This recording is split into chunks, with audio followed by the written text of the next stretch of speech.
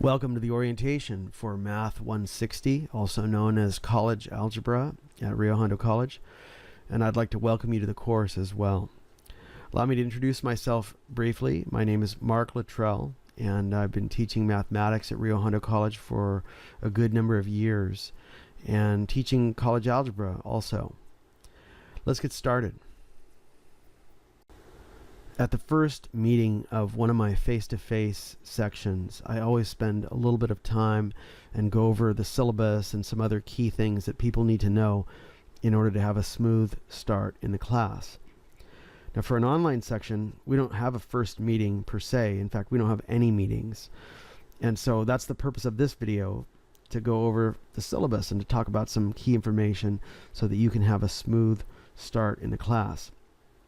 But likewise, even in a face-to-face section, you have people who register after the first day, or they may miss all or part of the orientation for a variety of reasons. And so it's also for them to help them get up to speed so that they can have a smooth start in their section.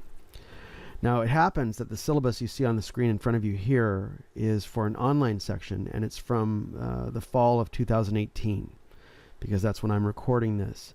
And you may be taking the course at some other time, some later term, or in some other format. And it really doesn't actually matter much, because at this point in the game, the content of my syllabi is pretty static. I mean, obviously there's time-sensitive things that changes as needed, you know, dates and so on.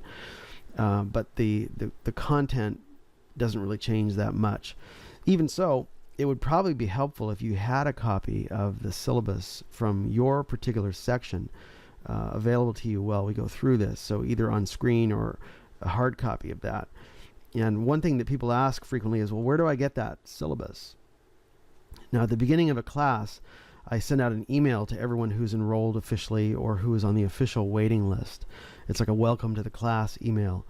And usually I attach a copy of the syllabus to that email as a courtesy. So if you can find that email, then you can find a copy of the syllabus. But I also upload a copy to Canvas typically. You can go to your course and just log in, and then go to the Files tab in the navigation menu, and you should be able to find the syllabus fairly easily. I also post it at another location. Bottom line is, if you can't find the syllabus, feel free to get in touch, and I'll be happy to tell you where you can locate that. Now, how do you get in touch?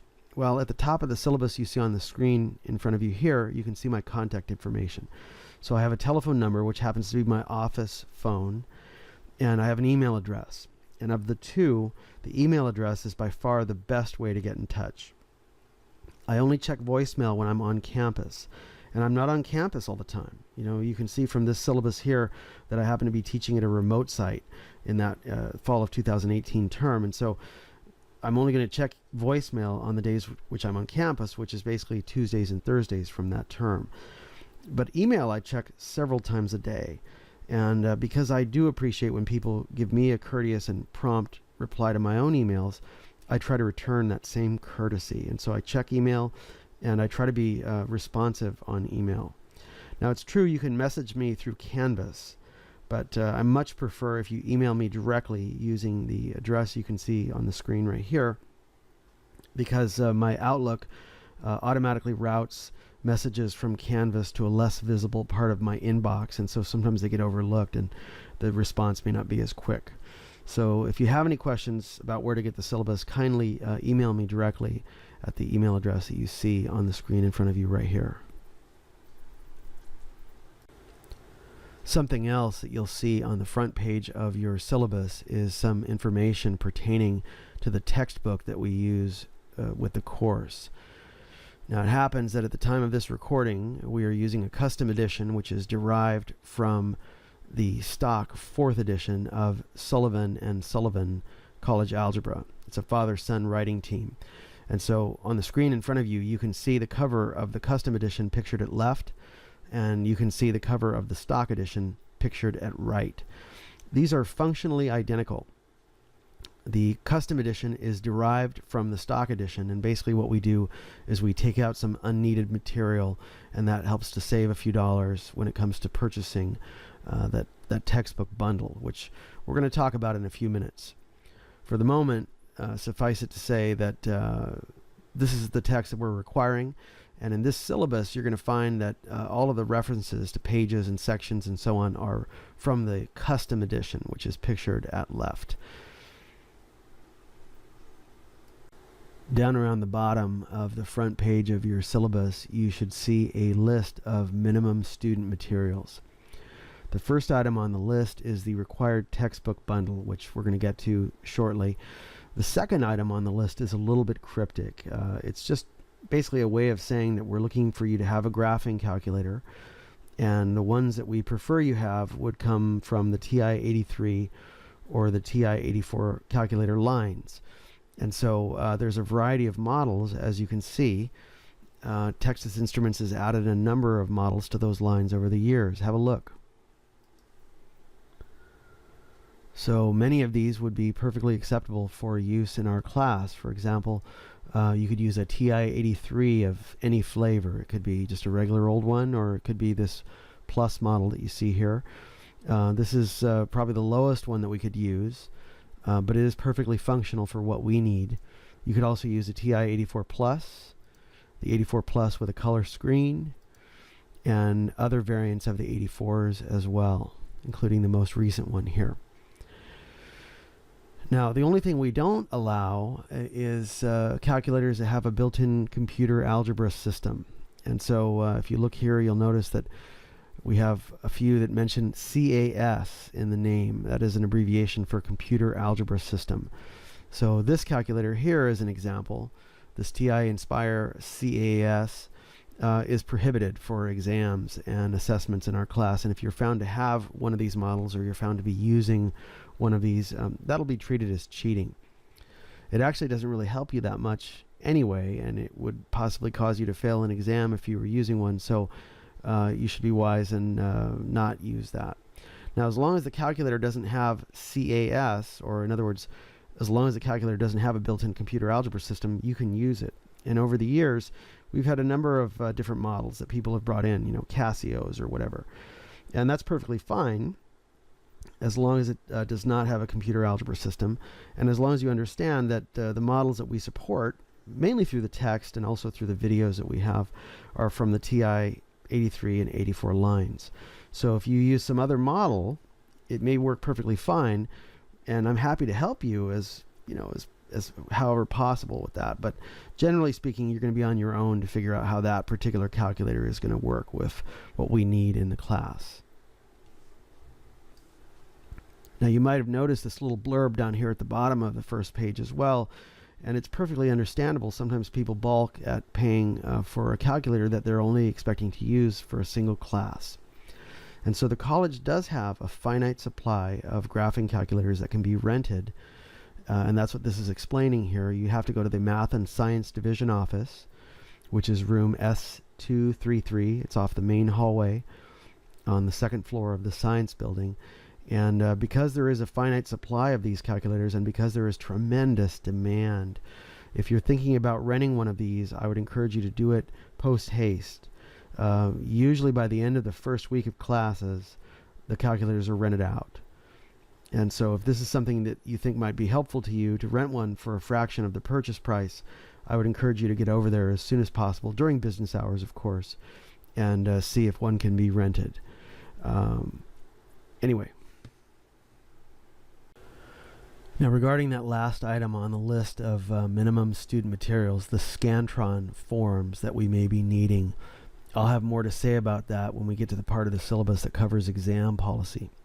But what I want to talk about now is where we do business, or in other words, the different websites and portals that we use to support your course. Now, the primary one is Canvas, and by that I mean the Rio Hondo Canvas portal. In other words, this portal. To get to Canvas, you come to the main page for the college, and in this version of the page right here, they have put the icon for Canvas up in the upper right-hand corner. You can see this little red circle right here. It says Canvas underneath it. So if you click on that, that opens this page right here. And this is probably the one that you would want to bookmark. It's the most convenient one. Now, something that's new as of the summer of 2018 and going forward is that anyone using Canvas is going to be required to have a CCC ID.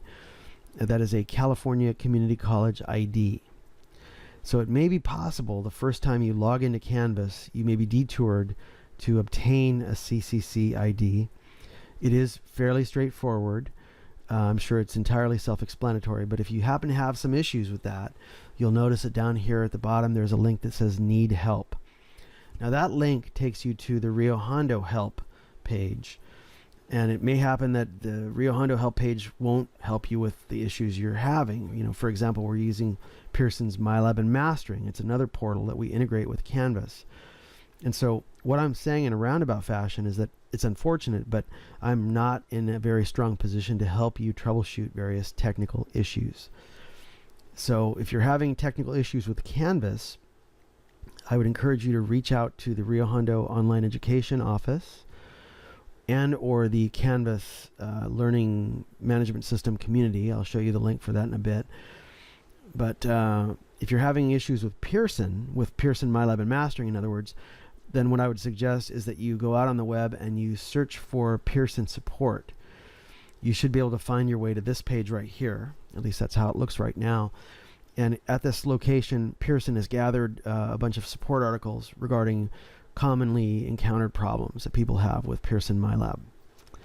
So that would be your first line of defense if you're having some kind of an issue with Pearson MyLab. Like, for example, if you're trying to transition from free access to paid access without opening a new profile, you can come here and you can search for that. You'll notice how they have a link over here that says how to upgrade temporary access. And so that's an example of the type of support you can get here. Now, occasionally it happens that something comes up with MyLab. It may be unannounced system maintenance, or it may be that they have an outage of some kind. And so if you're wondering whether some kind of an issue you're experiencing with MyLab is on your end or on their end, a good way to check is to come to this page here, and you'll notice in the upper right hand corner there's a link that says System Status. So if you click on that, it will give you real-time information on known issues pertaining to all the different Pearson products. Now, the one that we're making use of is My Math Lab. So you're going to need to scroll down a little bit here, and you'll notice that there's My Math Lab here. And so if you click on that, it will show you the system status for the last 24 hours. And so you can see with everything green that there is no known issues at this time. You can go back if you want. You'll notice that there's a tab up there that allows you to look at the last 35 days of operation. Now, I've been using MyLab for a long time, and generally speaking, MyLab is pretty stable. There's not a lot of outages. There's not a lot of unplanned maintenance. There's not a lot of issues that come up, but occasionally there are. And so if that happens, then this is where you come to find out about that. And so when you're looking at Pearson's support setup here, you can contact them. You'll notice there's a link up here that allows you to contact. You can chat with them. You can phone them. Obviously, at the beginning of the term and at other times that are critical like that, you're going to find that it's heavy traffic. You may have to wait.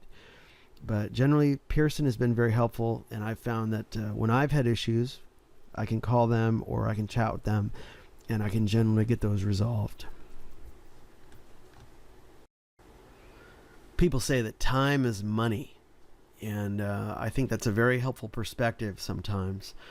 And I don't know if you know, but based on what I've seen in the past, it's not uncommon to see someone spend somewhere between 150 to 200 hours total working on a class like this one.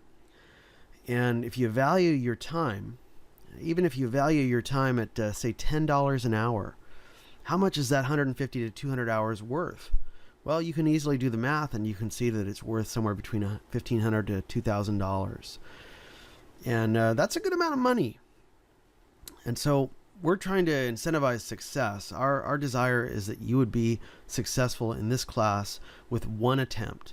Not 2 attempts, not 3 attempts, but one and done. And that you'd be able to pass the course after one attempt. So towards that end, we're offering something we call supplemental instruction. This is nimble support for people who need it. And I don't know if you know, but I'm sure you can imagine, we typically see a wide range of needs and skill levels in a class like this. For example, we see people who recently graduated from high school, and they took 4 years of math when they were high school students, and they may have even taken a couple of math courses at Rio, or somewhere else, and they're basically ready. They're absolutely ready for the class. They don't need to review anything really. They're ready, and they have a very high probability of success. At the other end of the spectrum, I've had people in my classes over the years who may have graduated from high school 15, 20, even 30 years ago. And it may have been 15, 20, or even 30 years since their last math course. And so they have forgotten a considerable amount of what they learned previously, maybe even all of it, and they need to relearn a lot of things in order to succeed in the class. And of course, we have people all between those two extremes, right? Very commonly. And we would like to see everyone do well in the class. And so we're offering this supplemental instruction for anyone who might need it or anyone who might want it, and we're incentivizing it as well. So if you read the syllabus, what it explains effectively is that we have credited you in advance with the points for this supplemental instruction. It's already in your grade, in other words. And so your job is to hang on to those points. And the way you hang on to them is you make sure that your homework average stays above 70%, and you make sure that your exam average stays above 70%. And as long as that's the case, then we reckon that you have a very good chance of succeeding in the class. But if we start to see a dip in the homework scores, or we start to see a dip in the exam averages, that's troubling. And so at that point, I'll probably reach out to you and advise that in my experience, you could probably benefit from some form of supplemental instruction. And that is detailed in your syllabus, the various forms that you can pursue. So I would encourage you to consult your syllabus, and if you have any questions about that, feel free to reach out to me. We also have a good amount of statewide data that we've collected over the years that shows that there's various patterns associated with success. For example, we found that if your high school GPA falls within a certain range, then there's a probability that you're going to struggle. And so that's also detailed in your syllabus. So we're offering the supplemental instruction with the intent and the desire that it's going to help you to succeed in the class. And so hopefully you'll take advantage of it as needed. Moving along in the syllabus, I'm going to skip over the portion that talks about the grade breakdown and the weighting scheme that we use. In my experience, people seldom ask about that, and so that suggests to me that it's fairly self-explanatory. If it's not to you, you should feel free to ask about it. But anyway, I seldom get questions about that.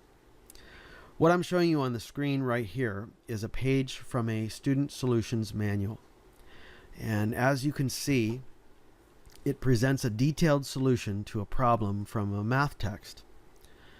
Now, if you compare this with what you find in the back of most math texts, you'll find that in the back of your math book, you typically have answers for the odd exercises, but they're just that. They're answers. They're cursory. And there's very little, if any, explanation regarding how to obtain those answers. And so that's where the Student Solutions Manual differs, because it does contain a detailed explanation of how to obtain those answers for the odd problems usually. That's what they usually cover. Now I mention this because the next thing I want to talk about is the textbook and the bundle. Something that I get a lot of questions regarding is the textbook. So what usually happens is that someone goes to the college website and they look up the book that we're requiring for a class. And they see a title, they see an ISBN, and they see a price, but there's not a lot of additional detail. And so they go to some other website and they see a different ISBN, maybe a different title, maybe slightly different, different price, and different options. And they're wondering, what should I do? What's the best option? And so I'm not a shill for the college bookstore. I am not compensated by them or anything like that. But I just want to suggest to you that for many people, the bundle, which is being sold at the college bookstore, is not a bad deal. And all you have to do is do the math on that and understand what it contains in order to make that, or in order to come to that realization. So let me help you with that. The bundle that we usually offer in the college bookstore contains a hard copy text, a student solutions manual, and a MyLab license. And so if you price those components separately, generally speaking, you're going to find that those components individually are much more expensive than what you're paying for the bundle. You're saving some money by buying the bundle, in other words. Now, I'm not saying that everyone needs to do that. If you can make it work for yourself with a digital edition of a text, hey, more power to you. I'm not a book policeman. And so all I want is to see you succeed in the class, and it's on you how you work out the textbook situation. But what I am suggesting is that if you think about what's in the bundle, okay, for most classes, in my experience, having a hard copy text is not a bad thing. For example, if you're taking a class like statistics, that's a class that's about 95% word problems. And so having a hard copy text is helpful because it's difficult to juggle digital things, whether you're looking at a homework problem and then you have to look back at a digital version of the text and so on, right? Especially if you're working on a laptop. So even though I'm kind of old school and I definitely have a preference for hard copy books, I still think that for most people in this day and age, hard copy of their math text is a good thing. Now, the MyLab license costs a certain amount of money as well, and if you buy it as a standalone, you can easily go to Pearson's website and see what that's going to cost. When you look at the main thing that adds value to the bundle, it is the Student Solutions Manual. And it really doesn't add that much to the bundle price. And again, if you value your time being money, even if you value your time at just $10 an hour, how much are you going to save when you consider that you can simply look up how to do a particular problem with a detailed solution in the Student Solutions Manual, or you can puzzle out how to obtain that cursory answer in the back of the book on your own. How many hours of your time is that worth? Is it 3 hours, 4 hours? I mean, usually the bundle price, when you compare bundle price versus, say, Amazon or whatever, if you're buying the same things, you're going to pay more on some other website. So bottom line, the bundle is not a bad deal. And for most people, that Student Solutions Manual is an enormous time saver. It's going to help save time and energy and frustration, and it's going to preserve momentum, and it's going to keep things smooth. It's going to make you more efficient at doing your work. That's my experience. Your mileage may vary. However, one thing you should know regarding the MyLab license is that it is valid for the life of the stock edition. So what that means on a practical level is that if your instructor is, if you have to repeat the class and your instructor is using the same materials, you should not have to pay for an additional MyLab license. You can use the MyLab license for the course as many times as you need it, as long as the stock edition is the current one. So for example, in our college algebra course, we are using right now Sullivan's 4th edition. And as long as the 4th edition is the current edition, then the MyLab license associated with that should be valid. Okay, so very important you understand that. And if you have any questions, as usual, reach out and ask. The next thing that I want to talk about is the homework. Specifically, how do you get access to the homework assignments? So at this point, we are using a single sign-on environment. What that means on a practical level is that we have taken a Rio Hondo Canvas portal shell and we have paired it with a MyLab course. And so in order to get access to the homework, what you have to do is log into Canvas, and you need to pair your Rio Hondo Canvas profile with a MyLab profile. Now, if you have an existing MyLab profile, you're welcome to continue using that. And we'll show you how to make that happen in just a moment here. If you are creating a new MyLab profile, I would ask you very humbly to help me with one thing. At the beginning of a term, I usually have about 200 people in my various sections. And it takes me a while to get to know who's who. So one thing, which is a tremendous source of confusion, and it can cause hassles for both of us, is when someone has a certain name on their Rio Hondo profile and then they register for MyLab using a different name. For example, maybe somebody registered at Rio Hondo before they got married. And once they got married, they changed their name. And they didn't update their Rio Hondo profile. But they register for MyLab using their married name. Now, in that case, I'm not privy to that knowledge. And so all I see is I look at my rosters and I see two people who may be the same person, but may not be the same person. I don't know. There's no way for me to tell. So I am asking you that when you register for MyLab, please use exactly the same name that you have on your Rio Hondo College profile. It's the same name you have in your Canvas profile. That's going to help me to know who you are, and it's going to help me to save both of us hassles. If I end up dropping you because of this type of confusion, you can lose your financial aid, for example. And so it's very, very important that I know who you are, and I'm not confused if you have two different names. Now, if you have a different name on your existing MyLab profile, you might be able to change it. I'm not really sure. I don't think so. You'd probably have to reach out to Pearson for that purpose, but it would suffice probably for you to just let me know, hey, you know what, I'm so-and-so on your Rio Hondo roster, and I'm using a different name on my MyLab and Mastering profile. And hopefully that will then prevent that type of confusion from taking place. Now, like we were saying, you have to pair a MyLab profile with your Rio Hondo Canvas profile. And if you're interested in getting a temporary access code, it's very easy to miss that during that pairing process. So let me show you very briefly. In the welcome to the class email, I'm going to send you a link to this page right here. At least that's how it looks at the time of this recording. I'm sure they may change that later. So you'll notice that there's instructions here in PDF, Word document, and video form for pairing Canvas with a MyLab profile. And so if you take a look at the video, it is a bit dated, but it has the key elements that we need here. It's going to walk you through that pairing process. So you can see that the person who's doing the video is showing you how to log into a Canvas profile, and then they're going to show you how to pair with an existing MyLab profile, or a new one for that matter. Now let me skip ahead to the part that's of interest to us. You'll be able to watch the video for yourself, and so you'll see everything that you need to see there, but you're going to eventually be confronted with this screen during that pairing process. And so it's inviting you to sign in with your existing Pearson account or to create a Pearson account. And so if you're creating the account, take a look. This is the part that's really easy to miss, and I realize that with the resolution it's probably very hard to see this, but down here near the bottom of this video there's a little blurb that says, waiting for financial aid, get temporary access without payment for 14 days. That is the link that you need if you're looking for a temporary access code. So you would click on that link, and it would then walk you through a process where it would ask for an email and so on and so forth.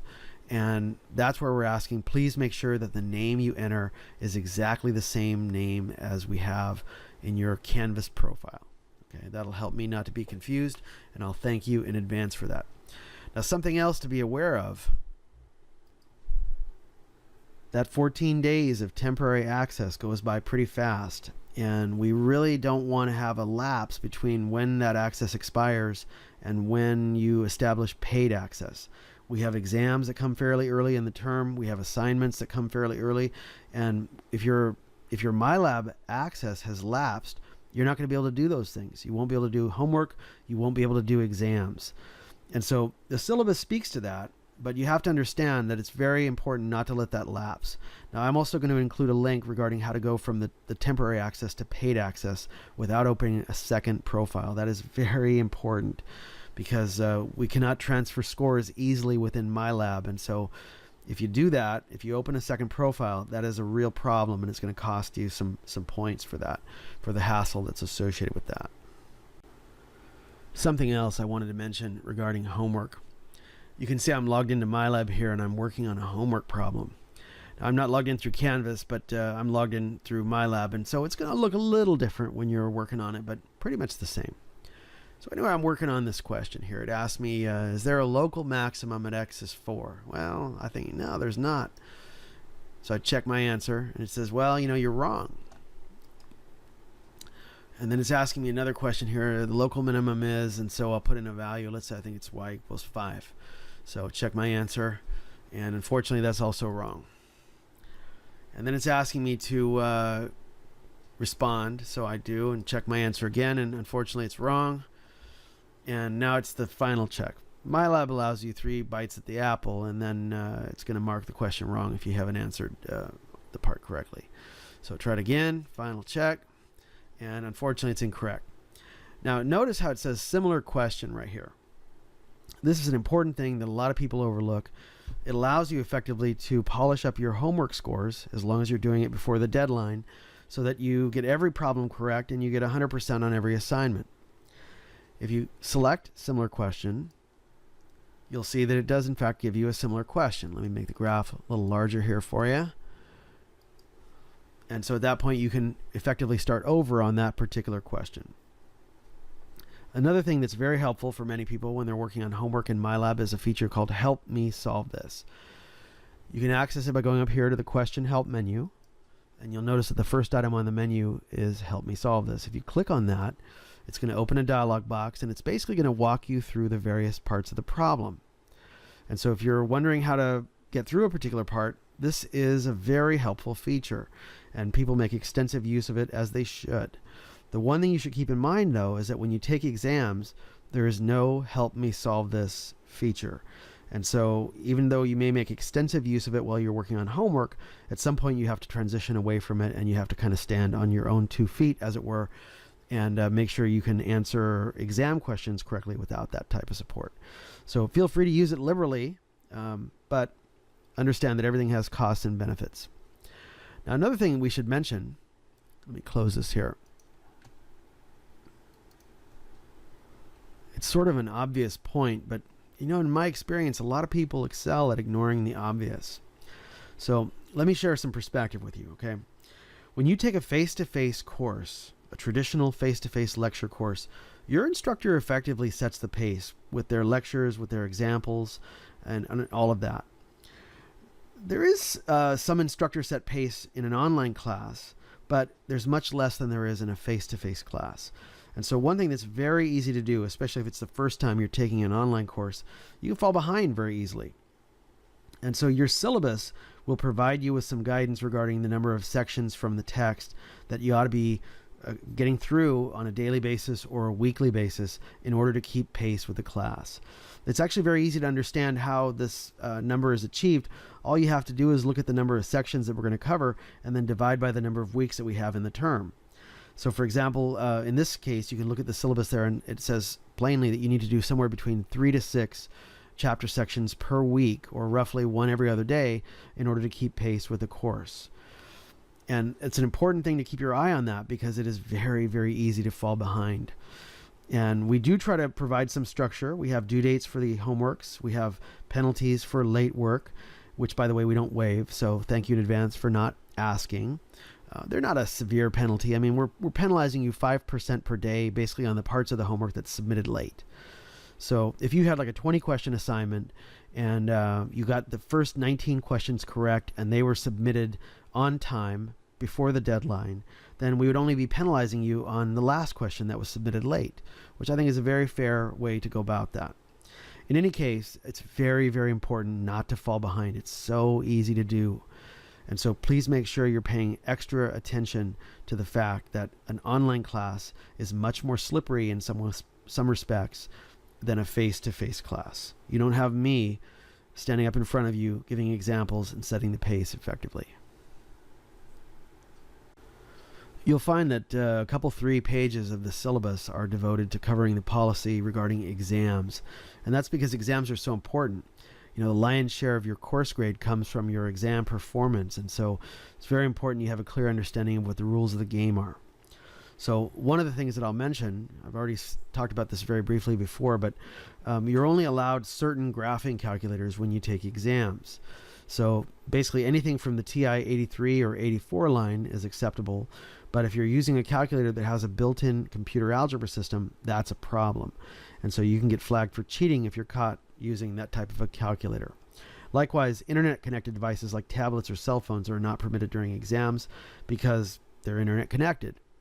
And if you're found to be using something like that, then that's going to be a problem as well. So please be careful to understand the policy regarding cheating. It's very unpleasant to have to enforce that, but I'll do what I have to do. Something else regarding exams you should know is that we don't do makeup exams. So if you miss any one particular exam for whatever reason, doesn't matter, I will replace that missing exam score with the percentage score from your final exam at the end of the term. Now, of course, that means we're going to be carrying a 0 on the books for the duration. And so your grade is going to appear to be artificially deflated because of that 0. I mean, obviously we can't put anything in there. We don't know how you're going to do on the final. But that's something to keep in mind. If you miss more than one exam, the syllabus speaks to that, and that's not recommended. It makes it very, very hard to pass the course if you're going to miss more than one of the exams. Now, your syllabus will explain to you where you're going to be taking exams and when you're going to be taking exams. And so I'll leave that to you to read. I'm sure that you can read it. I usually don't get a lot of questions about that. I think it's fairly clear and fairly self-explanatory. In the interest of brevity, I'm going to move as rapidly as I can through the rest of the syllabus. So just a few other highlights to mention here. You can see that I'm back to my MyLab homework assignment. And occasionally people have questions about homework, and the most effective way to ask those questions is as follows. If you go up here to question help, you can select that, and you can see that there's a little blurb here that says, ask my instructor. I greatly appreciate when you make use of this, because effectively what's going to happen is that MyLab is going to send me a link to the exact version of the question that you were working on. It makes it very easy for me to go right to see where you were at and to figure out what kind of a problem you were having, and hopefully to give you an answer as rapidly as possible. So if you send me an email in some other fashion, say through Canvas or through just emailing me directly, it's not as efficient. So just for homework related questions, I'll thank you in advance for using this Ask My Instructor feature. It really helps me to help you in the most efficient fashion. While we're on the topic of email, I would like to request that if you're going to email me about something other than homework, that you not message me through Canvas. I think I mentioned previously that when you send me a message through Canvas, it is automatically routed to a less visible portion of my inbox, and it's a hassle. So I much prefer that if you're not emailing me about homework, that you use my email address, which is visible at the top of the screen here, and email me directly. And please keep in mind, I've got like 5 sections in a typical term, and so I greatly appreciate when you help me to connect the dots. In other words, if you include in the subject header, hey, I'm emailing, regarding such and such a class, or you put that in the message body as well. And if you want to ask me about grades or anything that is sensitive in nature, I have to have a Rio Hondo student ID number in order to verify your identity. If we don't have that in the thread, then we have to go through the dance where I email you back and like, okay, what's your ID number, blah, blah, blah. And so we can just cut to the chase, if you remember, when you're asking about something like that, to include that ID number in the email thread. Now I'm skipping around here, but one other thing I want to mention is regarding attendance. So for my online section, since we don't really have face-to-face meetings where I can take attendance, the way that I handle attendance in the early part of the class is I look to see who is registered at MyLab. So in other words, the Canvas roster has everyone who's registered for the class by default, and that doesn't really provide me with any useful information regarding attendance. So the way you signal that you're participating in the class is you make sure that you're registered for MyLab within the prescribed window of time. And if you're not registered on MyLab by that time, then I will have no choice but to drop you for non-participation. It's no different than the face-to-face classes. In that case, though, I'm taking attendance at each meeting. And so when someone misses a meeting during the first 2 weeks of class, which is the time that I'm trying to manage my seats and my enrollment and everything else, and they don't contact me by email about that in a very timely fashion, then I will take that as a message from them that they no longer wish to participate, and I will drop them post haste. So I do police my rosters, and it's kind of a necessary thing. I wish I didn't have to bother, but what can I do? Please help me to help you. Final thoughts here. You might have noticed that in the back of the syllabus, we have this thing called the assignment, schedule, and calendar. And I want to make sure to emphasize that all of the times you find mentioned in this and elsewhere in the syllabus are Pacific time. Likewise on MyLab, likewise in Canvas. So if you happen to be in some other time zone and you're taking the course, understand it's on you to make that adjustment. Okay? Everything is in Pacific time. Now, as far as the assignment calendar is concerned, one of the things that it provides you with is a pacing. It also tells you what the individual exams are going to cover and when they're going to be and all of that kind of a thing. So you definitely won't be ignoring this, but at the same time, you have to understand that my standard operating procedure is not to release a syllabus revision for minor things. So say, for example, MyLab had an outage for a couple of hours, and maybe it happened to conflict with one of my homework assignments. So what I would do in that case is I would log into MyLab and I would push that back a reasonable amount of time to allow people to take care of that. but I'm not going to release a new syllabus that has that date revised in it. So in other words, the dates that you find in my lab, they're going to propagate to Canvas. And so those dates are going to trump the dates that you find here in the syllabus, because I do not generally issue syllabus revisions unless something major changes, or unless, I don't do syllabus revisions generally. In all the years that I've been teaching, it's a very, very rare thing. Occasionally I'll find a significant typo, but generally at this point in time, I do not do syllabus revisions. So if you're finding some kind of dissonance between the dates in my lab and the dates in the assignment calendar, it could be a typo, or more likely, the date in my lab was revised to reflect circumstances. So please keep that in mind. So with that, I think I've said what I need to say. If you finish looking over the syllabus and you have any questions regarding any of the parts, please feel free to reach out and email me directly. I'll be happy to field your questions. I'd like to wish you the very best of success in the class. I hope that the class will be a benefit to you and that you will greatly enjoy it. It's my privilege to be your instructor. Best of luck this term.